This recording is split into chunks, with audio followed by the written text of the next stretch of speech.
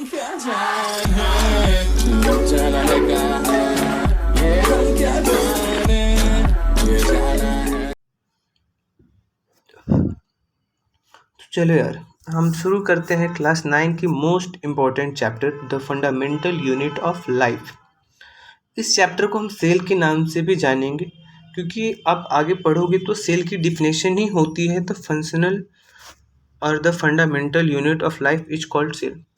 तो मेनली हम लोग इस चैप्टर में किसके बारे में पढ़ने वाले हैं, तो सेल के बारे में। ठीक है, आपने बचपन में देखा होगा एक इस टाइप का ऐसा सेल होता है जिसके अंदर एक न्यूक्लियस होती है, सेल ऑर्गेनेल होते हैं, ऐसा समथिंग देखा होगा कुछ। तो हम लोग इसमें उसी चैप्टर के बारे में पढ़ने वाले। तो देखो, मैं आपको एक स्टोरी बताता हूँ एक साइंटिस्ट की, जिसका नाम था रॉबर्ट हुक। अब इस साइंटिस्ट ने क्या किया कि अपने लाइब्रेरी में खुद का एक माइक्रोस्कोप बनाया। ठीक है, खुद का एक माइक्रोस्कोप बनाया। अब देखो, ये माइक्रोस्कोप मैं बना रहा हूँ, अब कैसा दिख रहा होगा मेरे को नहीं मालूम। ठीक है, चलो ऐसे सिंपल सा ही बना लेता हूँ। उसने एक माइक्रोस्कोप बनाया, ये उसकी आँख है। अब ये माइक्रोस्कोप बनाते ही क्या किया ना कि अब जिसको जो भी चीज़ दिख रही थी, तो उसको एक ऐसे स्लाइस पे रख के और देख रहा था। भाई अब देखो, आपको कोई अभी दूरबीन दे दे या फिर कुछ भी ऐसी चीज़ दे दे जो कि आप पहली बार देख रहे हो, तो उसको लेकर एक्साइटेड तो होगे ना। तो सेम चीज़ उसने भी अपना खुद का एक माइक्रोस्कोप बनाया, जिसको लेकर के वो हर एक चीज़ को स्टडी कर रहा था। तो एक बारी वो रास्ते में ऐसे जा रहा था, तो उसे एक पेड़ दिखाई दिया। ठीक है, अब इसके मन में वो आया कि इसके बार्क को हम निकाल करके और देखते हैं कि ये कैसा दिखता है। तो जब इसने इस बार्क को देखा माइक्रोस्कोप के अंदर, तो इसे कुछ इस टाइप के स्ट्रक्चर दिखे। ठीक है, अब ये स्ट्रक्चर इस स्ट्रक्चर को इसने क्या बोला कि ये स्ट्रक्चर हनी कुम जो होती है ना, जिसमें मधुमक्खियां रहती है, मधुमक्खी की छत्ता, उसके जैसा दिख रहा है। ठीक है, तो अब इस चीज़ को उसने क्या दिया, इसी जो कंपार्टमेंट से चीज़ दिख रही थी, इसी का नाम इसने सेल दिया। ठीक है, अब इसका नाम सेल क्यों दिया, तो इसके पीछे भी एक अलग स्टोरी है। ये रॉबर्ट हुक जहाँ पे रहता था, वहाँ पे एक जेल थी जिसका नाम था सेलुलर जेल। ठीक है, अब वहाँ पे उसने क्या देखा कि ये ऐसे रूम है, ऐसे ढेर सारे ऐसे। ठीक है, हर एक रूम में ऐसे कैदी रह रहे हैं। तो ये देख रहा है क्या, कंपार्टमेंट। तो इसे भी इसमें क्या दिख रही, छोटी छोटी कंपार्टमेंट दिख रही है यहाँ पे। तो अब इस पूरे जेल को सेलुलर जेल बोला जाता था, और इसके एक कंपार्टमेंट को ही हम लोग सेल बोलते थे। हम लोग क्या, जिसका जेल था वो बोलता होगा। तो इस सेल का मतलब क्या था कि एक जो पूरा बॉडी है, उसके जो छोटे छोटे रूम है, जिसके खाली खाली रूम है, उसको सेल बोलते हैं। तो इसी टाइप से जो उसे हनी कुम के जैसा दिख रहा था बार्क के ऊपर, तो उसे इसने क्या टर्म दिया, सेल। अब देखो, एक चीज और मैं बतलाता हूँ आपको। रॉबर्ट हुक जो था, इसने सेल की डिस्कवरी कब करा, 1665 में। ये एनसीईआरटी की लाइन है, ध्यान से सुनना, फिर मैं एनसीईआरटी पढ़ाऊंगा तो अच्छे से समझ में आएगी। सेम चीज एनसीईआरटी में दिया हुआ। तो इसने रॉबर्ट हुक ने कब डिस्कवर किया सेल का, 1665 में।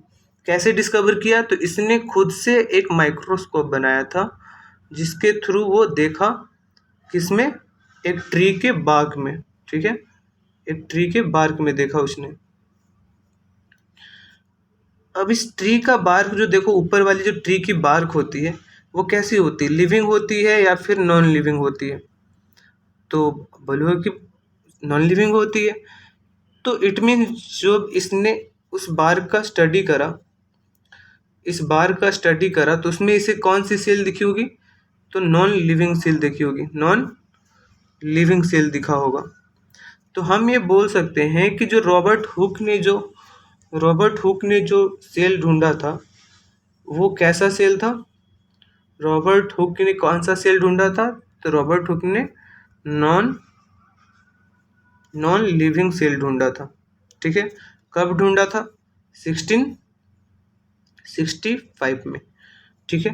क्या चीज़ में ढूंढा था? तो ट्री के बार्क में, ट्री के बार्क में, ठीक है, ट्री के बार्क में।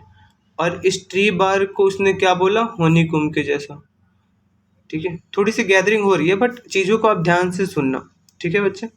ध्यान से सुनोगे, जब मैं एनसीईआरटी की लाइनें कराऊंगा तो फिर आपको सारी बातें क्लियर होगी। ये पूरी बात एनसीईआरटी की ही थी। अब चलो आ जाओ, इधर आ जाओ। अब मैंने ये पूरा जो आप देख रहे हो ना, ये पूरा पहला पैराग्राफ ये मैंने पूरा आपको करा दिया अभी अभी। बट आप देखो, सेम चीज़ जो मैंने इतनी इजीली तरीके से बताया, आप एनसीईआरटी में देखो वो कितना घुमा के लिखा होता है। बट कोई नहीं, आपको अब ये भी समझ में आएगा, ठीक है। तो सबसे पहले एनसीईआरटी की लाइन क्या बोलती है कि will examine a thin slice of cork Robert Hooke so that the cork resemble the structure of honeycomb consisting of many little compartment, ठीक है। अब देखो क्या बोल रहे हैं कि जो रॉबर्ट हुक था, देखो मैंने अभी नाम लिया था ना रॉबर्ट हुक का, ये नाम बहुत इंपॉर्टेंट है, आप याद कर लेना, आप इससे क्वेश्चन बनता ही बनता है, ठीक है। अब ये क्या बोल रहा है ये लाइन कि जो रॉबर्ट हुक थे उन्होंने किसका स्लाइस लिया? एक कॉर्क का। वो कॉर्क क्या था यार? तो ट्री बाग था, ठीक है। तो जब वो कॉर्क को रॉबर्ट हुक देखे अपने माइक्रोस्कोप के अंदर तो उनको कैसा दिखा? हनीकॉम्ब के जैसा। देखो मैं अभी बोल रहा था सेम बात, ठीक है। अब ये क्या बोल रहे हैं कि ये consist of A many little compartment. Little compartment मैंने बोला था ना, ऐसे ऐसा कुछ दिख रहा था उसे, जिसे उसने सेल का नाम दिया, ठीक है। तो ये पूरा लाइन क्या बोलता है कि रॉबर्ट हुक ने जब देखा एक कॉर्क को तो वो किससे मैच कर रहा था? तो हनीकॉम्ब से, जो कि बहुत लिटिल कंपार्टमेंट थे, ठीक है। अब चलो आ जाओ, आगे आ जाओ। अब क्या बोल रहे हैं? Cork is a substance. Cork क्या है? एक सबस्टांस है which come from the bark of the tree. अब कॉर्क क्या है? एक सबस्टांस है जो कि कहाँ से आता है? बार्क ऑफ द ट्री से। अभी आप याद करो, पीछे में वो स्टोरी में बतला रहा था कि एक बार्क होता है जिसे वो लिया और उसी को वो क्या बोल रहा था? कॉर्क, ठीक है। ये कॉर्क बैडमिंटन वाली कॉर्क नहीं है। अब आगे आ जाओ। अब मैंने आपको एक ईयर भी बताया था, तो आगे वही लाइन बोल रहा है एनसीईआरटी। क्या बोल रहा है कि this was in the year 1665। कब? 1665। ये डेट भी याद रखना है आपको, बहुत इंपॉर्टेंट है, इससे क्वेश्चन आती है, चाहे वो एमसीक्यू में आए या फिर मैच द फ्लोइंग में आए। अब देखो, in the year 1665 when Hooke made this chance observation through a self designed microscope. देखो मैंने बोला था ना उसने खुद से बनाया था, तो सेल्फ डिजाइन माइक्रोस्कोप से जब उसने देखा तो रॉबर्ट हुक को जो कंपार्टमेंट देखा उसने उसे क्या बोला? Robert Hooke called the boxes cell. जो उसे छोटी छोटी कंपार्टमेंट दिखी उसको रॉबर्ट हुक ने क्या बोला? सेल, ठीक है। यहाँ तक क्लियर है? अब चलो आगे आ जाओ।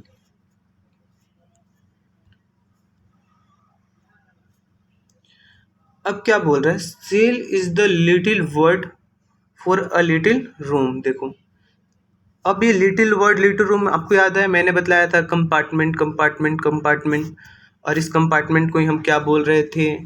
सेल, ठीक है। जेल वाली बात याद है? तो सेल क्या है? एक लिटिल रूम के जैसा है। दिस में seem to be a very small and insufficient incident but it is very important in the history of science.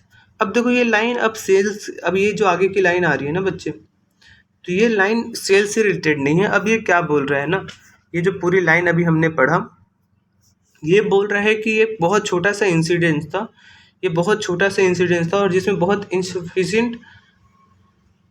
Insufficient knowledge हमें मिली थी। बट ये जो है ना वो बहुत इम्पॉर्टेंट था हिस्ट्री ऑफ साइंस के मुकाबले, क्योंकि पहली बार कोई इंसान था जो कि बोल रहा था कि जो लिविंग थिंग है वो लिविंग थिंग कंप्लीट नहीं है, वो लिविंग थिंग सबसे छोटा सेल से बना है, ठीक है। और आपको बचपन में ऐसा कभी नहीं पता होगा कि हम लोग सेल से बने, आप लोग को लगता होगा कि हम लोग जैसे हैं वैसे ही बने, बट पहली बार किसी ने बताया कि हम लोग जो है वो सेल से बने। तो इसलिए ये इंसिडेंट जो है वो हिस्ट्री ऑफ साइंस में बहुत ज़्यादा इंपॉर्टेंट रखता है। This was the first time someone had observed the living thing appear to consist of separate unit। देखो, अब ये फर्स्ट टाइम था कि जब किसी ने बतलाया कि जो लिविंग थिंग है वो अपीयर होता है कंसिस्ट ऑफ सेपरेट यूनिट, मतलब छोटे छोटे यूनिट से मिल करके वो बना होता है। ठीक है, आप हमारे अपने स्क्रीन में भी देखोगे ना, तो आपको ऐसा ऐसा ये कुछ बन मिल जाएगा सेल का। ठीक है, अब क्या बोल रहा है, the use of word cell described by the unit being to a little this day in biology। Let us find about cell। अब क्या बोल रहा है, the use of word cell to describe this unit. अब जो छोटे छोटे unit मिले थे ना, उसी को डिस्क्राइब करने के लिए, मतलब इसको हम लोग सीधा जान लो कि इस छोटे से बॉक्स को सेल नाम दिए, और इस छोटे से बॉक्स का जब भी कहीं पे बात होता था कि हमारे बॉडी में एक छोटा ऐसा पार्ट है, तो उसको हम लोग सेल बोलने लगे अब से, और यहीं से हमारा जो टर्म है वो सेल आया। ठीक है, ठीक है, अब यहाँ तक हमने कर लिया फर्स्ट पैरा एनसीईआरटी का।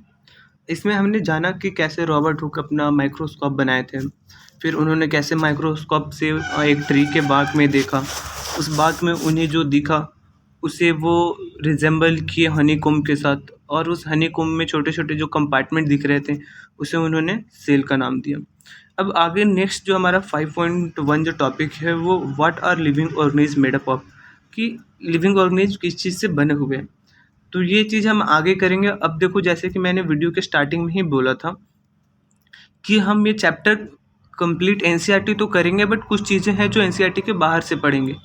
तो ये एक्टिविटी देखो, एक्टिविटी आप खुद से घर पे कर लेना, या फिर मैं करा दूंगा। अगर आपसे नहीं होगी तो मेरे को आप कमेंट करना, मैं करा दूंगा। इस एक्टिविटी में कुछ नहीं है, बस बतलाया है कि आप ऑनियन की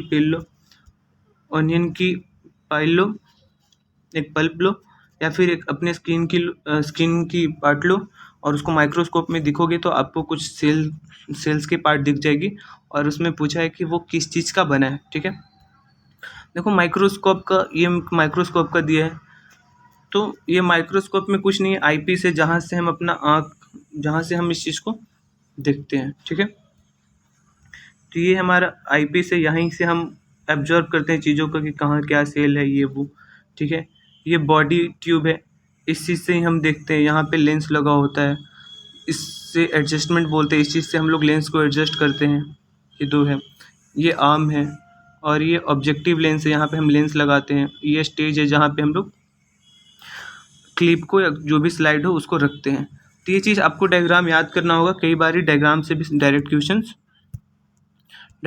आती है। ठीक है, तो ये सब चीज़ इसमें कुछ कराने वाली नहीं है, आप खुद से ये कर लेना। ठीक है, ये पूरा डायग्राम।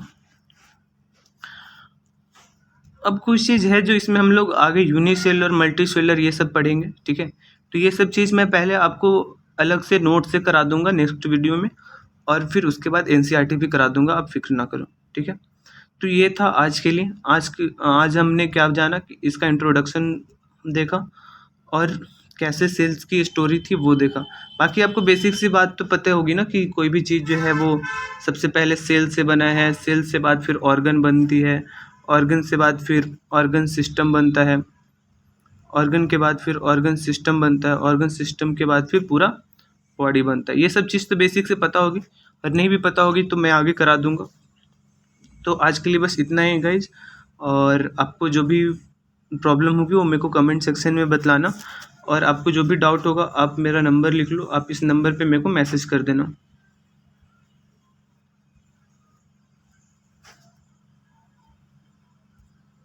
ठीक है, तो इस नंबर पे मेरे को व्हाट्सअप मैसेज कर देना, जो भी प्रॉब्लम होगी वो मैं सॉल्व कर दूंगा, या फिर नीचे कमेंट में लिख देना।